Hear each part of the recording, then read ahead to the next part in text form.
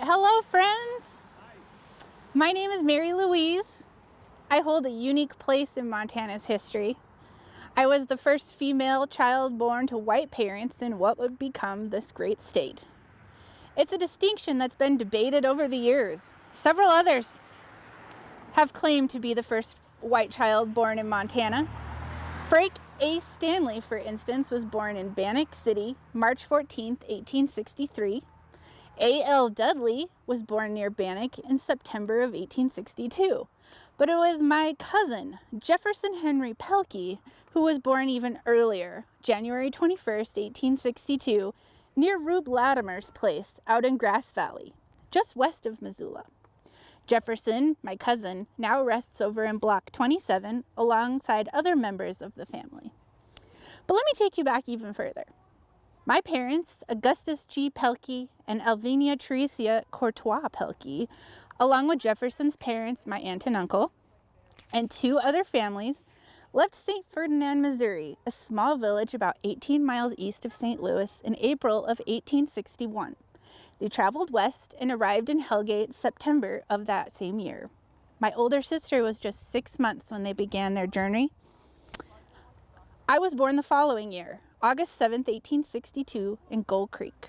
I was the second of 11 children. Now, while my family's story is one of pioneering spirit and settlement, it's important to acknowledge that when we arrived, acknowledge this land was not empty when we arrived. It was home to indigenous peoples, the Salish, Cooney, Ponderay, and many others, who lived here for generations, caring for the land, rivers, animals, and the stories that shaped their lives. Their presence, knowledge, and their resilience are woven into the very soil beneath our feet.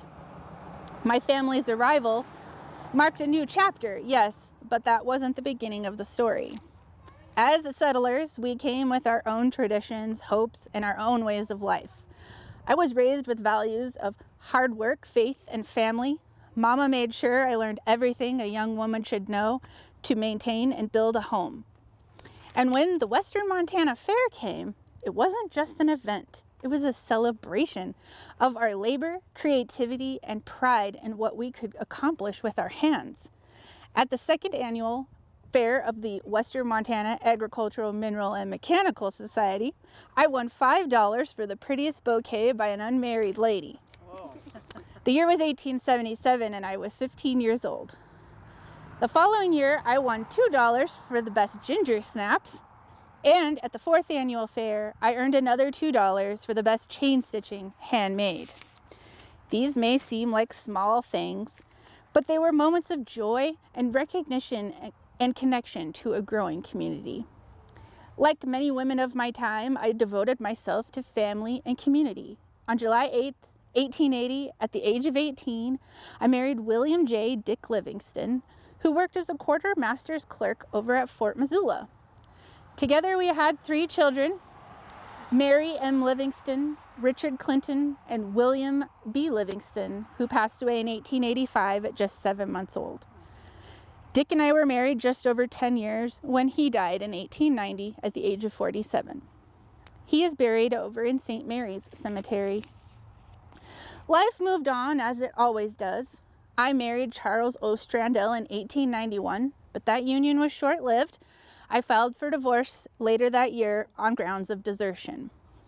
In 1892, I married Henry Monroe Stringham, and together we had 4 children: Ernest Granite, Azalea Viola, Vernon Elmer, and Zoe Iris Regina. We lived in Sear, Montana, just west of Missoula. When the post office opened there, January 15th, 1908, I was the first postmaster. I was also the last postmaster. Having been reappointed in March of 1914, I operated it until it closed December 31st of that year. Over the course of my life, I witnessed Missoula's transformation. I saw dirt paths become streets. I watched churches and schools rise. I saw a frontier town grow into a true community. I knew sorrow and loss as many pioneers did, but I also carried resilience, faith, and a deep sense of purpose. I may not be found in grand history books, but my story is one thread in the tapestry of Montana. I worked as mothers, wives, and neighbors do to make sure that those who came after me had a place to call home. My journey ended November 11th, 1922, at the age of 60. I was survived by my dear mother, 3 brothers, 3 sons, and 3 daughters. And now, as you walk these cemetery paths, I ask you to remember this. Every stone marks a life that mattered. Mine was the life of a daughter, sister, wife, mother, a postmaster, and a pioneer. Although I was the first white girl born here, I was never alone. We built this place together through hardship, hope, and an enduring spirit. Thank you for remembering me. Thank you. Thank you very much. Thanks.